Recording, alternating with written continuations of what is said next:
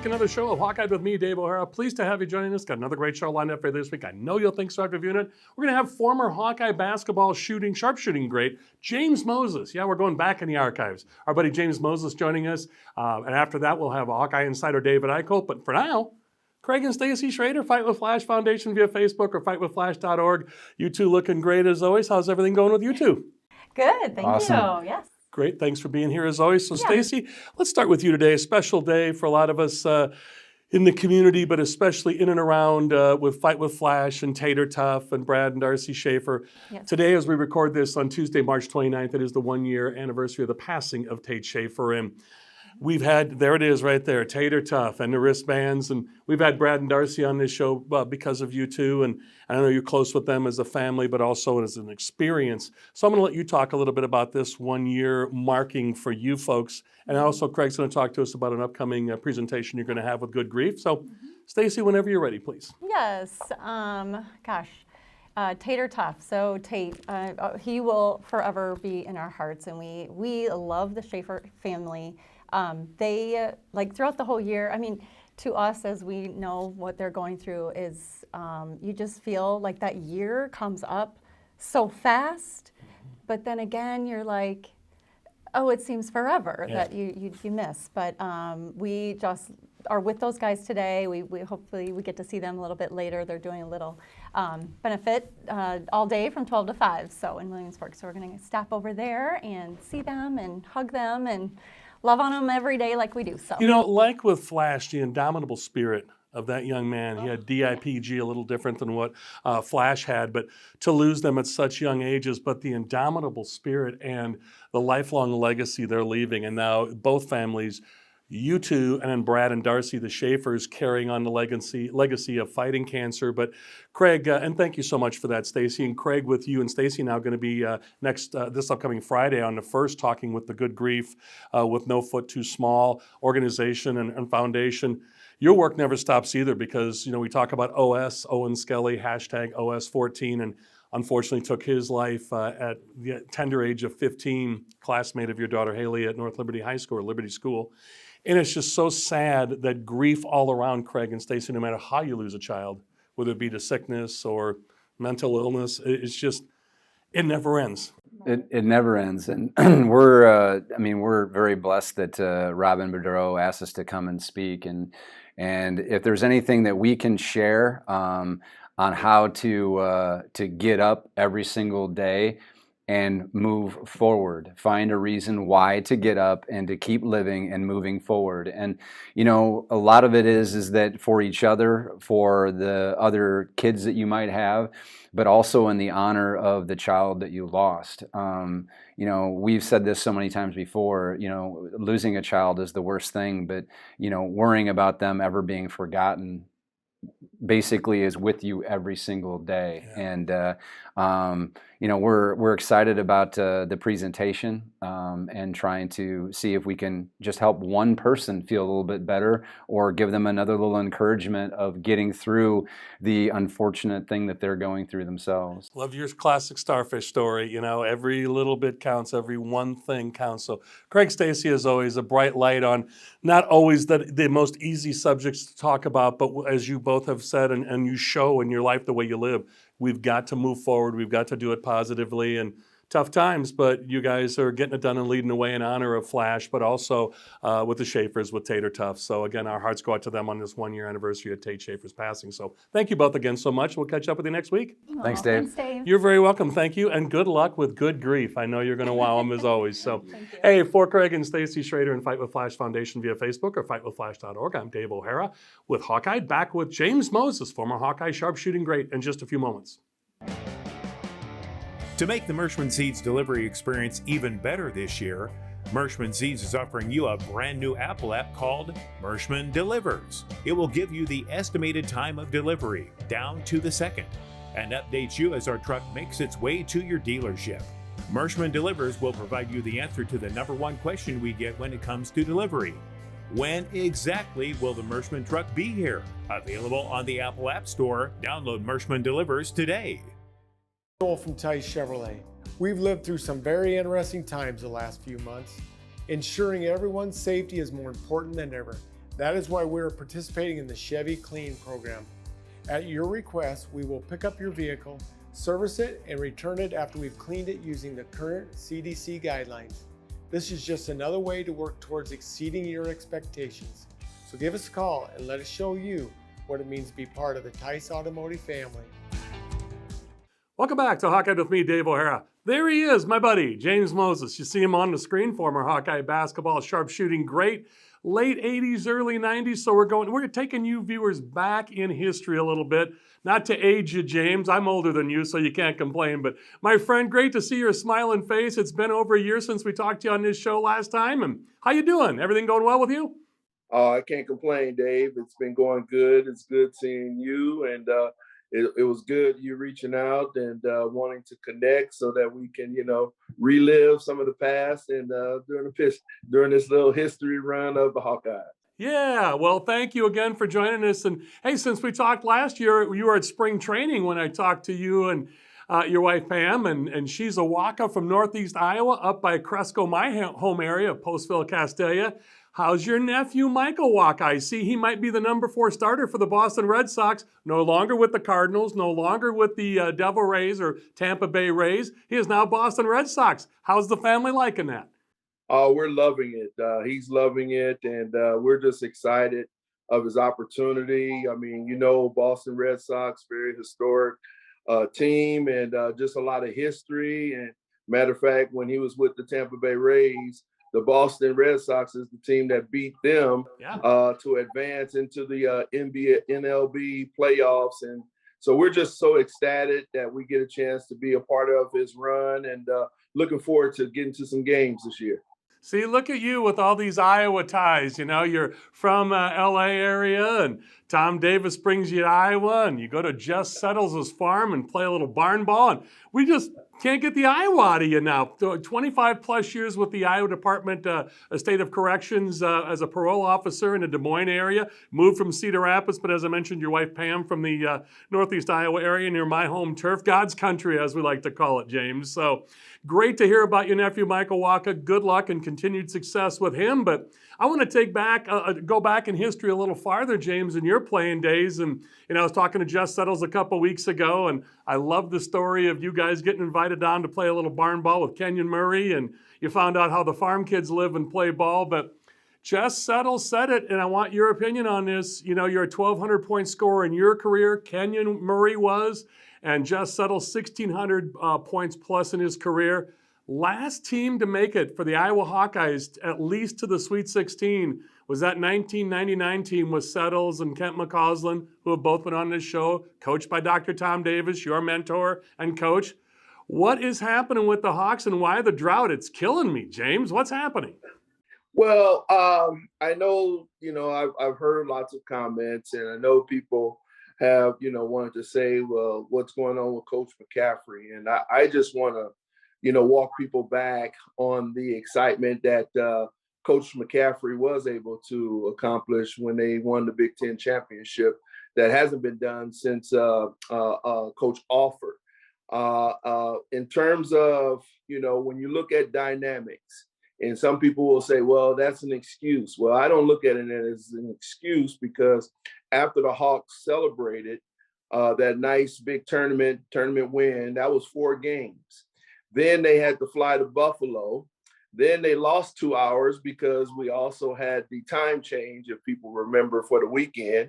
Yep. And they were on a tight schedule before their early game, I think one of the first games to play on that Thursday. So when you look at having to get your wits and your bearings, I don't know how you are when you lose 2 hours of sleep, but with the demanding schedule and as tight of a schedule that they're on, and then playing in the East Coast time zone, that can be a challenge. And as we saw and witnessed when they went up against Richmond, they just didn't have it. I mean, you've seen that from the start, and just some of the shot selections that they shot, they just were out of sync. They were out of rhythm, and I contribute that to the time zone. And when you are preparing to play in the NCAA tournament, you have to be ready, because anybody can shine within just one day. You just have to be good for one day. And some people prevail and go on and play, and some people don't get that opportunity. And the Iowa Hawkeyes was just not fortunate. Now, I'll ask you this because a lot has been made about the basketball, and I know that both teams had to play with the same ball. And I've had many discussions on air, off air about officiating in the past. I get that, but do you think that Wilson ball that they use? You're a shooter, it's all about feel and touch. Much has been made about this Wilson ball, and it's been in play for the last couple of years in March Madness. But a lot of people this year, it's really become a hot button issue. I see you kind of smiling there. I'm not an excuse guy, but I want to know from a sharpshooter like you, and remember, touch is everything, as you know better than anybody. What are your thoughts on that basketball, that Wilson ball? Well, I think the ball, the players get enough opportunity to play and practice and scrimmage, with the ball. They get a chance to shoot around because, when the balls are being, utilized, you get a chance to, get enough of them so that you can incorporate them within your practice and stuff. So I grew up in the era where you didn't make no excuses. I had a Rawlings rubber basketball, and the key was how you competed on the floor when you got your opportunities. And so when shots didn't go in, you found a way to create opportunities. You got to the free throw line, you laid the ball in, took it to the hole, or you tried to find someone that had the hot hand and stuff. But, I think sometimes we can allow things to get the best of our minds psychologically.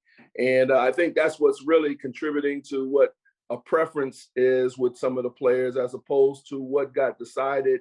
And, I guess that decision was beyond their control.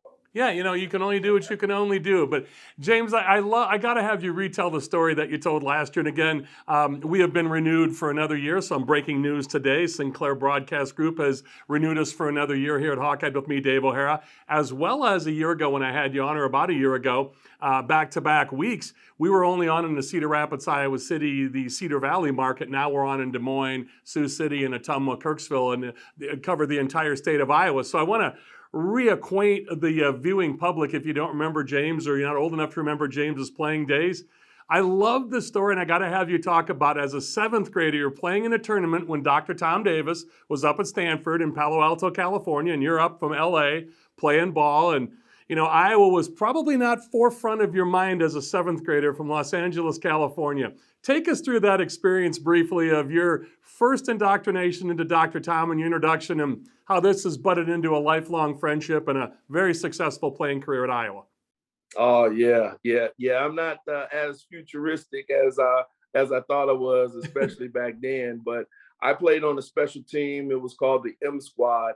And on my team, we had former players like Chris Mills, Don McClain, Derek Martin, Mitchell Butler, Tracy Murray.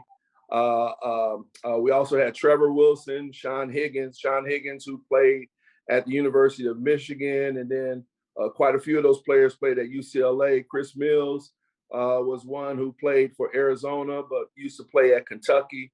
And then, but during that time period, we were playing at a tournament in Stanford, around Palo Alto, California, and we were in the seventh grade. And it was just one of those things where I was just advanced at that time during a recruiting process, playing against older players, because we were in the seventh grade, but we would always play like ninth and 10th grade against ninth and 10th grade teams. And so I was one of the fortunate ones, along with Chris and Don McClain and Derek Martin. We were the ones to get offers from Tom Davis at Stanford when I was in the seventh grade. And so unbeknownst to me, Coach Tom Davis took on the position after George Raveling. Coach Raveling, who took the SC job, he took the Iowa job. And so who was retained was Rudy Washington, who was a native California, LA person, who also knew about my talents. And he was retained with Tom Davis's staff.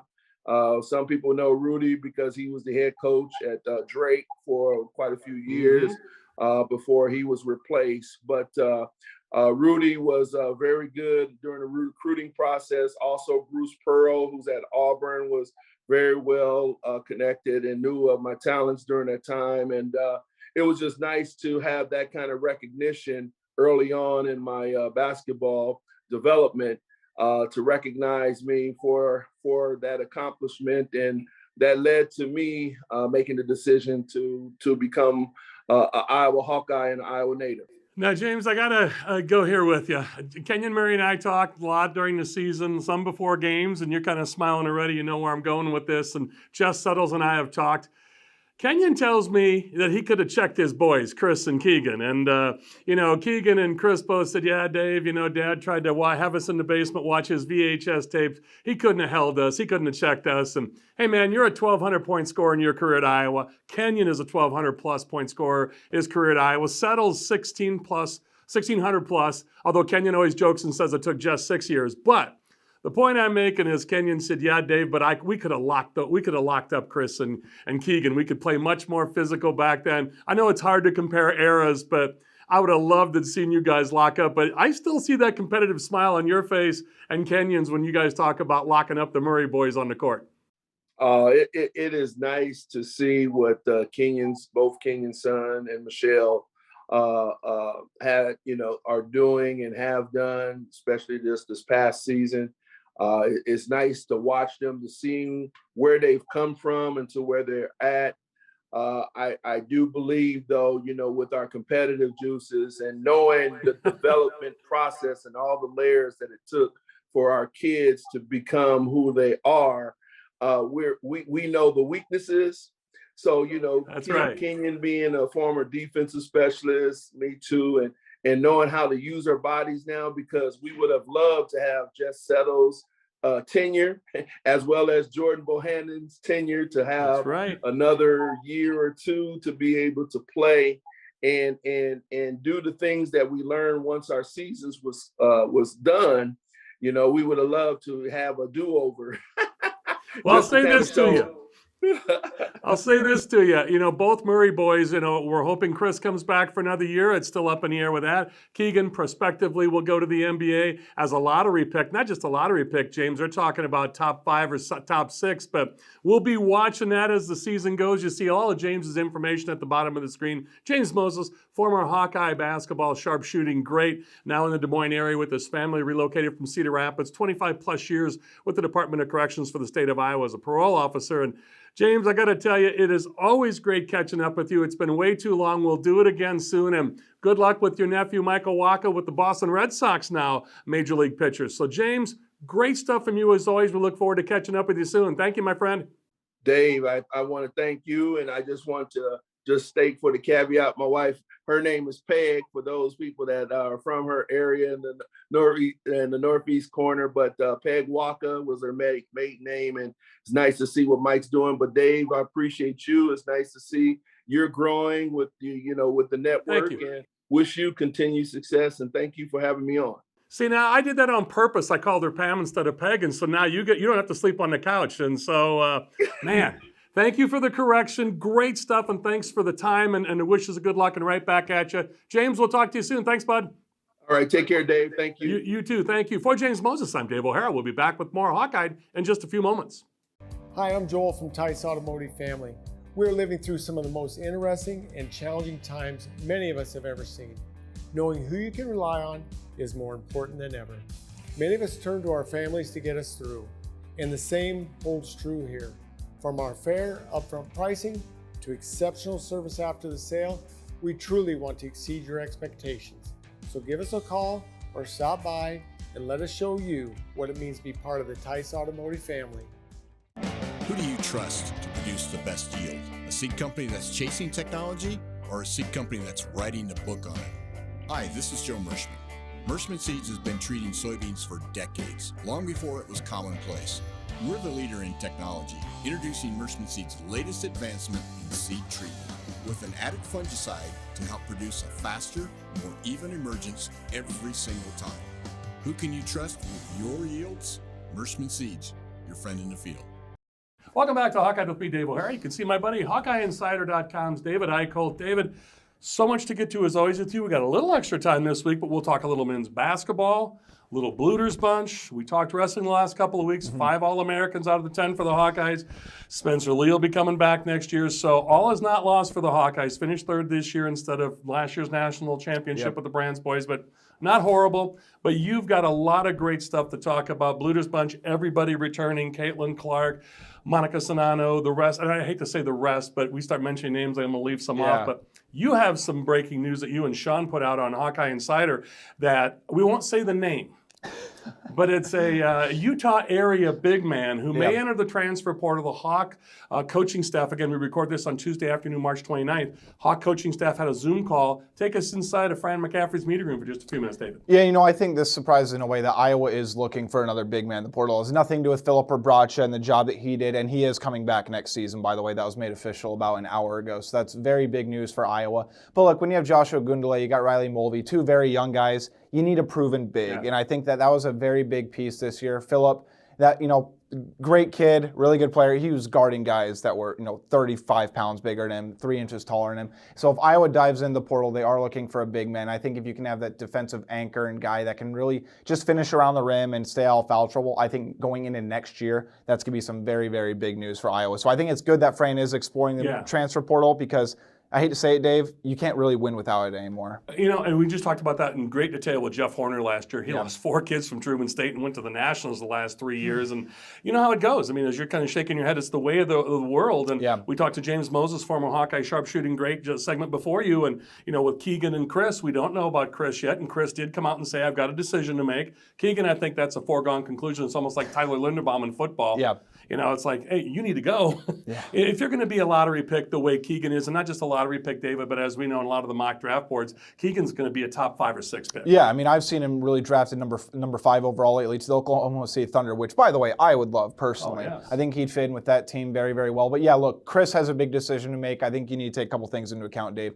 He's a guy that you can see the skill set sort of really transcending in. People think he can take that next step that Keegan did next year. But look, when you have a twin brother who's same size, same kind of skill set a little bit, and he's going top 5, what are NBA teams going to think? Hey, he's in an NBA developmental program. We can develop him. We're going to take a flyer on And that's him. exactly what Jeff Horner said last week. It's awesome that you went there because he said that, and the G League is now more of a developmental, like the minor leagues in baseball. It's no longer what it used to be. And you can actually make a living playing in it. Bingo, $500,000 a year plus, and it's not like, there's a minimum, like you said. So it's not this floundering, and I hope I make it here, and here, until I can go overseas and then come back. You're exactly right. So let's get to football. That carries the weight around Iowa City, as we know. We got spring ball going on. You had a great chat with Spencer Petras, and again, we record this on Tuesday, March 29th, but when you see this episode, David will have the column out on some of Spencer's thoughts. So take a minute or two and kind of take us inside the football meeting today. Yeah, I think, first of all, this is the most interesting spring I've had since I've covered the beat. I started in 2018. I think there's a lot of big questions that need to be answered, but I think they have the potential to do it. So moving Brian Ferentz to quarterback coach, Spencer Petras said right when Ken O'Keefe stepped aside, he wanted Brian.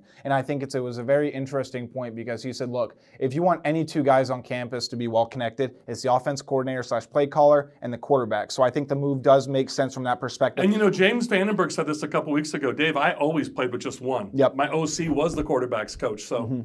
And I would say this as well. I know Spencer Petras, a lot, some criticism on him is rightfully so. Some I think is unwarranted, by the way. But I will say this. If there's one thing that Spencer Petras is, he's very self-aware. I mean, just listening to him talk today, he said, I'm too smart of a football player. It's not a talent issue. I need to take advantage of reading coverages better, and I got to take those shots, and I got to not be afraid to check the underneath route. So I think bringing all those guys back, I think with an improved O-line despite Tyler Linderbaum leaving, and you get second-year guys that can take a big jump like an Arlen Bruce, like a Keegan Johnson. I think there are pieces that are going to be there. But again, I think Spencer Petras is very self-aware, and I'm very interested to see how he progresses from now, and then obviously the spring game on April 23rd. I love these Tuesdays with you guys, recording on Tuesdays, because you guys are coming straight out of the media availability on Tuesdays with Coach Ferentz and the players. Anything else outstanding for you next 30 seconds or so? I will say, I think Iowa's running game, I think there's a lot of quiet confidence, but I think Gavin Williams and LaShawn Williams are going to do a very good job. I think the running styles could be a little bit different than maybe Tyler Goodson, but you talk about, wanting a little bit more steady of a run game. I think Gavin Williams is going to be the epitome of that. I think he can get you 5 yards a carry, and I think that's going to be a very good thing for an Iowa offense that I think does need that sort of steadiness. You got me smiling because everybody says, spring is just guys running around in shoulder pads and shorts and helmets, but shells as they call them. But, tight end, let's never forget the tight end room, and I'm not saying you are, but boy, with Laporta and Lachey, he's not Spencer Petras or whomever is quarterback is not going to have a problem throwing the ball to some targets. Remember Steven Stilianos, too, the Lafayette transfer, who will be on campus in June, and with Elijah Yelverton medically retiring, I think that third spot's going to be up for grabs, and Iowa could run some potential 3 tight end sets, so that'll be something to keep an eye on as well. You know, the intriguing thing to that, David, is and that's the word Sean Bach, your cohort at Hawkeye Insider, said intriguing. Would you say intrigue is still the word of the day in spring football? No question, because I don't have answers right now. Yeah. Absolutely. And I'm glad that you don't, because then you'd be in the brain trust of Hawkeye football. So Yeah. Thanks, David, so much again. Thanks, Dave. You're very welcome. For David Eickholt, Craig and Stacy Schroeder, and James Moses, and most importantly to you, the viewers, I'm Dave O'Hara with Hawkeye. That's all from me. Thanks to all of you. And as always, thanks for staying tuned at the end of the program for these rolling credits to give our advertisers and sponsors the attention and credit they so richly deserve. And as always, to our aforementioned guests and to you, the viewers. That's all from us at Hawkeye. Thanks to all of you.